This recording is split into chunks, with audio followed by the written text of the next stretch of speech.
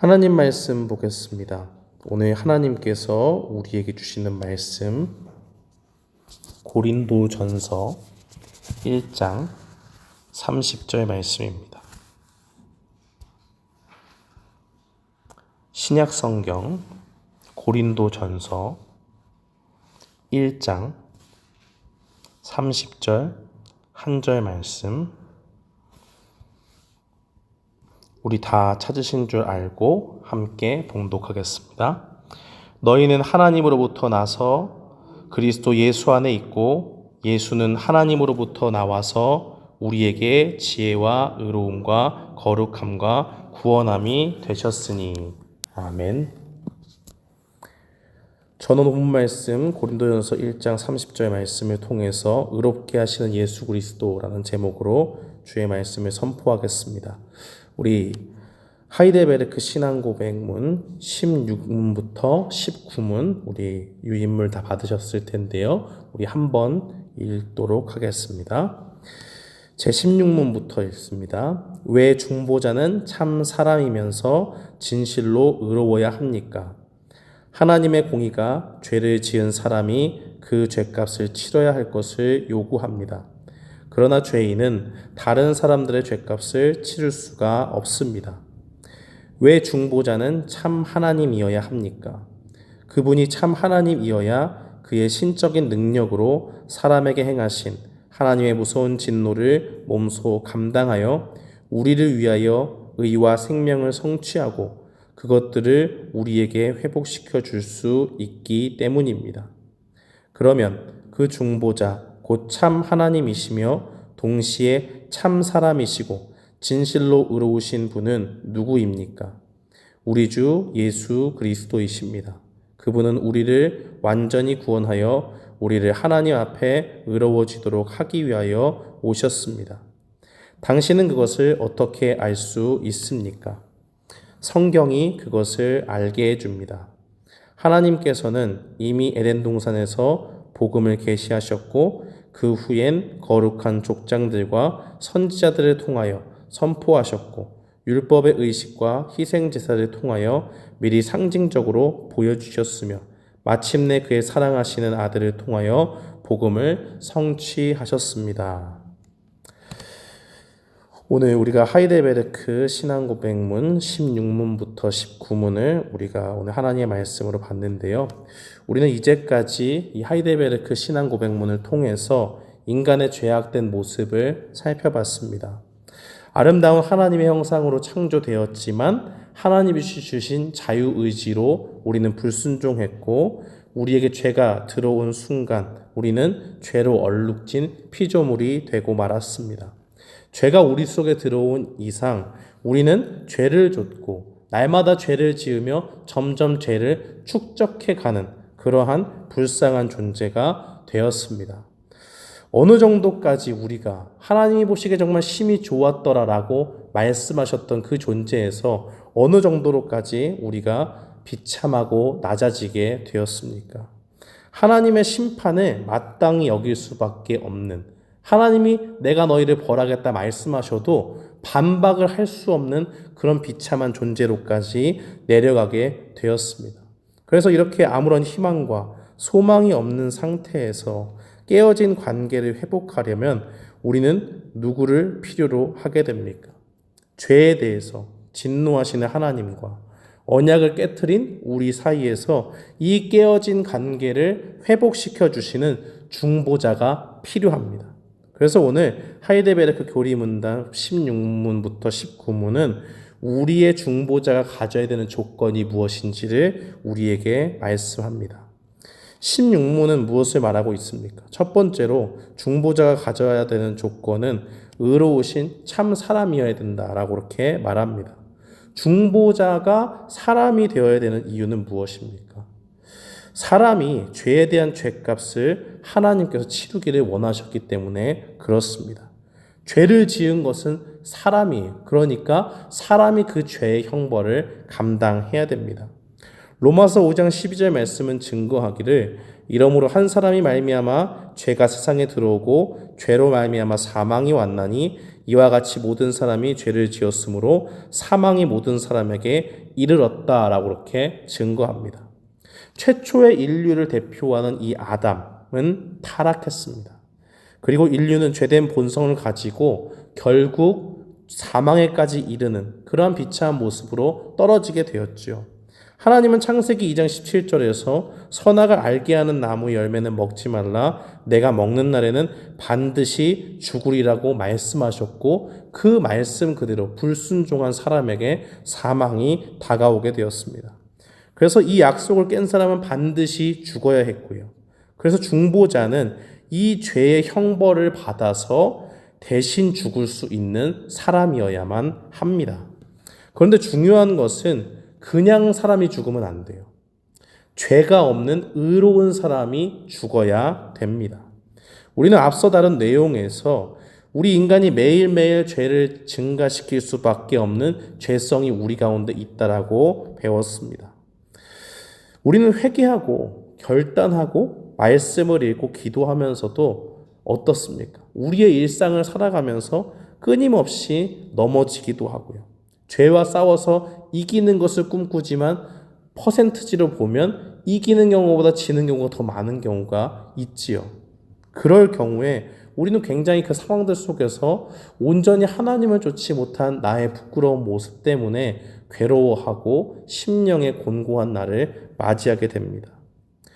원수도 사랑해야 되고 또 나는 내 자신의 연약함을 가지고 죄와 싸워야 하는데 그러지 못하는 우리의 실패함을 보면서 우리는 자주 낙심하고 그 가운데서 고통스럽게 삶을 지내요. 이런 상황이 우리 앞에 매일매일 다가오는데 어떻게 우리가 하나님 앞에 우리가 의롭습니다라고 말할 수가 있습니까?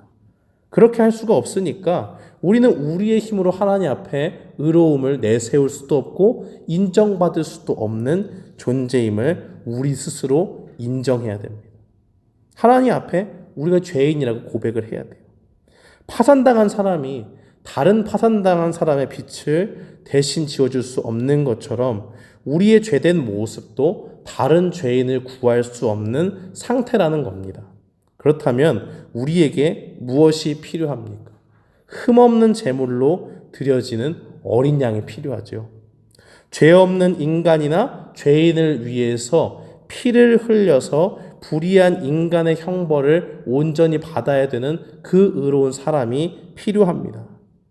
구약의 제사 때 보면 그냥 제물을 드리지 않고 흠없는 어린 양을 잡는 일이 있지요. 그렇게 하나님께서 정하시지 않았습니까? 그 이유는 무엇입니까? 이 세상의 죄를 짊어지신 하나님의 어린 양, 흠 하나 없는, 죄가 없는 의로우신 예수님을 나타내는 겁니다. 이런 예수님을 향해서 사도는 무엇을 증거합니까? 베드로전서 3장 18절 상반절에 보면 그리스도께서 단번에 죄를 위하여 죽으사 의인으로서 불의한 자를 대신하셨으니 라고 그렇게 증거합니다. 비록 인간의 몸을 입고 이 땅에 오셨지만은 죄가 없으신 사람으로 오셔서 예수님께서 우리의 의로운 인간으로서의 중보자가 되셨다라는 것을 밝히 말해주고 있는 겁니다. 이 16문에서 중보자의 조건으로서 완전한 인간으로 오신 그 의로우신 예수님을 중보자를 말했다면 17문에서는 완전한 인간으로 오신 중보자가 동시에 완전한 하나님이어야 된다고 말하고 있습니다. 굉장히 어렵죠? 들으면요. 어떻게 우리가 생각할 땐 그래요. 인간은 인간이고 신은 신이어야 됩니다. 그럼 하나님은 하나님의 속성을 가지고 있고 인간은 인간의 속성을 가지고 있어요. 이것이 두 개가 공존한다 하는 것은 인간의 머리로는 우리의 이성으로는 이해하기 힘든 일입니다. 그러나 하나님께서는 분명히 예수님 안에서 완전한 인성을 주시고 또 완전한 하나님으로서의 신성을 부여하셨습니다. 중보자는 왜 진정한 하나님이셔야지 될까요? 그 이유는 하나님이 아니고서는 하나님의 진노를 감당할 수가 없기 때문입니다. 중보자가 완전한 사람으로만 이 땅에 오셨다면은 하나님께서 죄인을 대신해서 지어진 그 형벌을 받으셨을 때 그냥 죽고 끝나요. 견딜 수가 없습니다. 나훔서 1장 6절 말씀에 하나님의 진노에 대해서 말씀하시는데요. 이렇게 말씀합니다. 누가 능히 그의 분노 앞에 서며 누가 능히 그의 진노를 감당하랴. 그의 진노가 불처럼 쏟아지니 그로 말미암아 바위들이 깨지는도다. 이 말씀이 증거하는 것이 무엇입니까? 우리 인간으로서는 하나님이 진노하실 때 그 진노를 견딜 수 있는 사람이 없다는 거예요. 그러니까 뭐예요? 중보자로 이 땅에 예수님이 오셨다는 것은 이 모든 것을 감당할 수 있는 능력을 가지고 오셨다는 겁니다. 하나님이 우리가 지은 원죄와 또 매일매일 짓는 마음의 죄, 보이지 않지만 우리가 알고 있는 죄 있잖아요. 또 우리가 행위로 지은 죄들, 알고 지은 죄, 또 모르고 지은 죄, 그 모든 것들을 우리 앞에서 계산하신다고 생각해 보세요. 단 하나의 죄도 작은 것으로 취급하지 아니하시고 거룩하신 하나님께서 그 죄에 대한 책임을 물으시고 우리에게 심판하실 텐데 그 죄를 우리가 죄성 가운데 하나하나 차곡차곡 인간이 쌓아가고 있다면 이 죄의 형벌을 감당할 수 있는 사람이 어디 있습니까? 그것은 없어요. 그런데 예수님은 온 인류의 죄악을 예수님을 구주로 믿는 사람들의 그 모든 죄인된 형벌을 그 스스로가 감당하셔야 되니까 이것은 인간으로서는 도저히 불가능한 일입니다. 우리가 하나님께서 우리의 죄를 계산하실 때 그 앞에 당당히 나갈 수가 없을 거예요. 아마 머리를 조금 쓴다면 이런 생각은 하겠죠. 어떻게 하면 이 상황에서 내가 도망갈 수 있을까? 아니면 감당할 수 없는 그 진노를 두려움에 떨면서 초조하게 우리의 차례를 기다릴 수밖에 없을 겁니다. 사람은 연약해서 하나님이 조그만 정말 단 하나의 죄만 가지고도 우리를 심판하실 때 피할 방법이 없고 그 진노를 막아낼 수 없습니다. 그런데 이 모든 것을 피하게 하시려고 하나님이 무엇을 주셨어요? 율법 가운데 제사를 주셨죠. 구약의 제사를 통해서 우리는 짐승을 대신 잡게 하시고 짐승의 피를 흘리게 하신 하나님의 은혜를 보게 됩니다. 구약의 제사는 결국 무엇을 보여주죠? 우리 대신 하나님의 진노를 감당할 수 있는 분, 흠없는 제물로 장차 십자가에서 피 흘려 돌아가실 그 예수님을 우리에게 예표합니다. 예수님은 하나님이셔서 진노 앞에 죽음으로 끝나지 않습니다. 사람은 하나님의 진노 앞에 죽을 수 있어요. 그러나 예수님은 사람인 동시에 완전한 하나님이십니다. 그래서 하나님의 진노의 형벌을 받아도 죽음까지 내려가는 그 고통 속에서도 죽음의 권세를 이기고 다시 부활할 수 있는 거예요. 예수님이 십자가를 지실 때 얼마나 괴로워하시고 기도하셨습니까? 그만큼 사람으로서 겪어야 할 고통의 순간이 다가옴을 보시고 우리처럼 두려운 마음도 있고 그 마음에 괴롭고 속이 썩어 문드러지는 그러한 공포가 그 앞에 다가왔습니다. 왜냐? 완전하신 인간이시니까요. 그래서 마태복음 26장 39절에서 예수님은 이렇게 기도하십니다. 내 아버지여 만일 할만하시거든 이 잔을 내게서 지나가게 하옵소서. 그러나 나의 원대로 마옵시고 아버지의 원대로 하옵소서라고 기도하셨습니다. 이것이 무엇입니까? 분명한 고통의 잔이 십자가 앞에 놓여져 있습니다. 예수님이 이 땅에 오신 것은 그 고난의 잔을 마시기 위해서 오신 거예요. 그러나 그 십자가의 고통이 다가오는 그 순간에 예수님은 기도하시죠. 내 아버지요, 만일 할만하시거든 하실 수 있다면 이 잔을 내게서 지나가게 하옵소서. 내가 이 고난을 벗어나게 해주십시오. 그러나 아버지의 뜻이 그렇지 않다면 내가 죽기까지 순종하겠습니다라고 기도하시는 겁니다. 분명한 고통이 십자가의 형벌 속에 있습니다. 그러나 예수님은 죽기까지 복종하셨고 죽음의 고통을 지나서 말씀대로 3일 만에 부활하셨습니다. 이것이 무엇을 증거합니까? 예수님이 정말 완벽한 인간으로 이 땅에 오셨고 동시에 참 하나님이셔서 완전한 죽음 가운데 있었다 다시 살아나신 하나님이시라는 것을 보여줍니다. 인간은 사망의 권세를 이길 수 없지만 예수님은 하나님이시기에 죽음의 권세도 이기고 부활하셨습니다.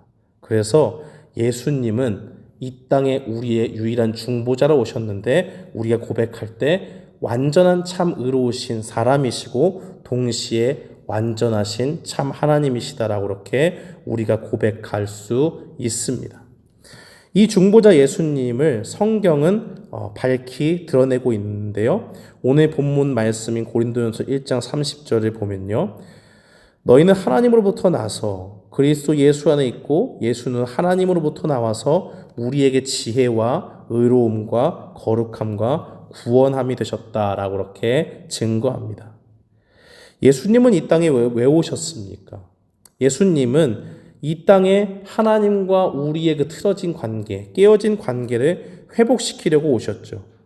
그런데 디모데전서 2장 5절 말씀해 보니까 하나님은 한 분이시요 또 하나님과 사람 사이에 중보자도 한 분이시니 곧 사람이신 그리스도 예수라라고 그렇게 증거합니다. 우리를 구원할 중보자가 다른 데 있지 않고 오직 한 분이라는 거예요. 그 예수님이라는 겁니다. 하나님이 구원자로 예수님을 지정하셔서 그의 아들을 정하셔서 이 땅에 보내주셨습니다. 그리고 우리에게 사람이 구원받을 수 있는 지혜가 어디 있느냐? 바로 예수님 안에 있다는 것을 보여줬어요. 이 세상에 많은 사람들이 지혜를 갈구하고 탐구하는 이유가 무엇입니까? 인생에 대한 철학적인 질문, 우리의 존재의 근원이 어디 있고 우리에게 정말 참된 행복은 어디로부터 나오는가라는 것을 생각할 때 철학적인 사색에 빠지기도 하고 지혜를 탐구하는 가운데 책을 많이 읽고 인문학에 빠지기도 하고 하지 않습니까? 그러나 진정한 구원, 우리 인간의 실존을 밝히 알려주고 우리에게 참된 구원을 알려주는 지혜는 세상의 지혜에 있지 않아요. 예수님 안에 있습니다. 그것은 사람의 학식이 높아서 얻을 수 있는 것이 아니고 하나님의 기쁘신 뜻대로 구원하기로 작정한 사람들에게 베푸신 은혜 가운데 주어집니다. 구원의 지혜가 예수님임을 알게 해주시는 그 은혜 가운데 우리는 예수님을 믿는 믿음을 선물로 받습니다. 그 믿음으로 주님 앞에 예수님이 구원자다라는 것을 고백할 때 우리에게 어떤 일이 일어나게 됩니까? 우리가 가질 수 없었던 의로움이 예수님으로부터 우리에게 옷 입혀지는 거예요. 성령님께서 우리에게 역사하셔서 우리가 이 땅 가운데 완전하지 않더라도 이 땅을 사는 동안 거룩한 성화의 길로 예수님을 점점 닮아가는 그 길로 나아가게 만들어 가십니다. 그리고 이 모든 것을 세상 사람들이 알 수 있도록 우리에게 무엇을 주셨습니까?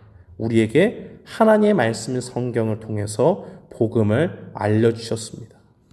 그 복음은 창세기 3장 15절에서 하나님께서 뱀에게 하신 말씀에 최초로 나와져 있죠. 내가 너로 여자와 원수가 되게 하고 내 후손도 여자의 후손과 원수가 되게 하리니 여자의 후손은 내 머리를 상하게 할 것이요 너는 그의 발꿈치를 상하게 할 것이니라 라고 그렇게 말씀합니다. 여기서 말하는 뱀의 후손과 사람의 후손 두 가지가 구분되어져 있지요. 여자의 후손이라는 것은 무엇입니까? 성령으로 잉태되어 이 땅에 오실 메시아 예수님을 예표합니다. 하나님이 택하신 백성으로 후손으로 그 하나님이 택하신 백성의 후손으로 오시는 예수님은 죄의 문제를 해결하기 위해서 이 땅에 오십니다. 죄의 문제를 해결했다는 것은 무엇을 뜻하죠? 사탄이 그 죄의 영향력을 벗어난 인간에게는 아무것도 할 수 없습니다. 그래서 사탄은 예수님의 오심으로 치명상을 입지요. 자신이 할 수 있는 권세를 잃어버립니다. 예수님도 십자가에서 죽으심으로 그의 발꿈치가 상하는 일을 당하게 됩니다. 즉 죄에서 자유케 하시는 이 구원의 복음을 하나님은 아주 오래전부터 창세기에 이미 계시를 하셨고 그 후에 구약의 족장들 아브라함과 이삭과 야곱 이런 사람들과 또 이후에 선지자들을 통해서 메시아 우리의 참된 구원자가 이 땅에 오실 것을 나타내셨습니다. 창세기 12장 3절 하반절에 보니까 땅의 모든 족속이 너로 말미암아 복을 얻을 것이다 라고 말씀하셨죠. 하나님이 아브라함에게 주신 말씀입니다.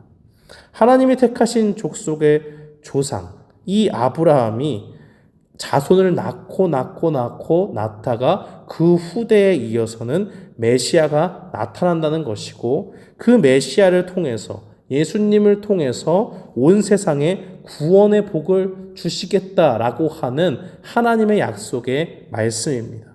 복음이에요.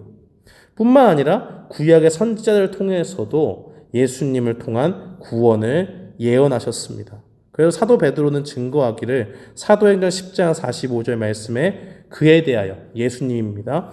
그에 대하여 모든 선지자도 증언하되 그를 믿는 사람이 다 그의 이름을 힘입어 죄상을 받는다 하였느니라 라고 선지자들의 메시지를 한마디로 요약해서 말했습니다.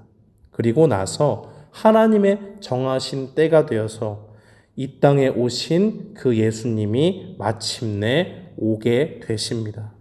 누가복음 2장에서 천사를 통해서 목자에게 하나님 말씀을 전하시죠. 내가 온 백성에게 미칠 큰 기쁨의 좋은 소식을 너희에게 전하노라. 오늘 다윗의 동네에 너희를 위하여 구주가 나셨으니 곧 그리스도 주시니라 라고 그렇게 말씀합니다. 창세기부터 전해진 복음의 메시지가 하나님이 정하신 때까지 이루어지는 그 모습을 우리는 성경 속에서 찾아볼 수 있습니다. 그리고 죄인인 우리를 위한 하나님의 처방전은 로마서 5장 15절 말씀을 통해서 확인하게 됩니다. 그러나 이 은사는 그 범죄와 같지 아니하니 곧 한 사람의 범죄를 인하여 많은 사람이 죽었은즉 더욱 하나님의 은혜와 또한 한 사람 예수 그리스도의 은혜로 말미암은 선물은 많은 사람에게 넘쳤느니라 라고 그렇게 증거합니다. 이 말씀이 의미하는 바가 무엇이겠습니까? 여기서 말하는 은사라고 하는 것은 하나님이 주시는 그 구원의 선물을 말합니다. 그런데 이 은사가 아담의 것과는 다르다라고 얘기해요. 아담의 죄와는 전혀 다른 양상을 띈다라고 말합니다. 무엇이 다릅니까? 아담의 죄는 모든 사람을 죽음으로 이끄는 거예요. 그런데 예수님이 주시는 이 선물, 구원의 선물은 생명을 주는 선물입니다. 완전히 길이 다르다는 거예요. 하나님은 죄로 인해서 소망 없이 사는 인생을 긍휼히 여기셔서 다른 한 의로운 인간에 보내셔서 우리를 구원하셨고, 그 구원하신 구원자, 우리의 중보자, 하나님과 우리를 화해시키는 자, 그분이 누구냐? 바로 예수 그리스도라 말씀하시는 겁니다. 사랑하는 성도 여러분, 하나님께서 죄인인 우리를 위해서 우리를 의롭게 하시는 유일한 중보자 예수님을 우리에게 보내주셨습니다. 우리 구원의 길을 열어주려고 예수님을 보내셨고, 그 예수님에 대해서 풍성한 증거로 성경의 말씀을 통해서 우리에게 보여주셨어요. 그렇다면 우리가 이 땅 가운데 살면서 무엇을 해야 되겠습니까? 하나님이 우리에게 주신 그 계시의 말씀을 통해서 예수님이 어떻게 살아가셨는지를 곱씹어 봐야 하는 겁니다. 예수님은 이 땅에 오셔서 우리의 믿음의 주가 되셨고, 하나님 앞에서 그 자신을 순종하는 모습을 통해서 성도의 삶의 본을 보여주셨습니다. 성도는 무엇을 하는 사람입니까? 다른 많은 것으로도 규정할 수 있지만 예수 그리스도를 닮아가는 삶으로 나아가는 겁니다. 왜요? 우리의 구원자 되신 그 예수님, 그 예수님이 이 세상의 지혜보다 귀하기 때문입니다. 이 세상의 지혜가 가질 수 없는 구원의 은혜를 우리에게 부어주시고, 그 예수님을 따라갈 때에 하나님께서 예비하신 참된 구원의 복을 얻을 뿐 아니라 우리가 하나님 안에서 하나님의 인도하심을 받는, 통치하심을 받는 하나님의 백성으로 살아갈 수 있기 때문입니다. 사랑하는 성도 여러분, 오늘 이 말씀을 들으면서 우리는 무엇을 결단해야겠습니까? 우리를 위해서 중보자를 예비하신 그 하나님의 은혜를 기억하면서 예수님을 닮아가는 말씀의 사람이 되어야 될 줄 믿습니다. 주님이 주신 그 말씀을 통해서 예수님의 인생을 곱씹어보고 그 인생 속에서 우리가 하나님을 더욱더 닮아가는 거룩한 백성이 돼야겠다라는 결단 가운데 날마다 주님을 닮아가기로 소망하는 우리 모두가 되기를 주님의 이름으로 축원합니다. 아멘.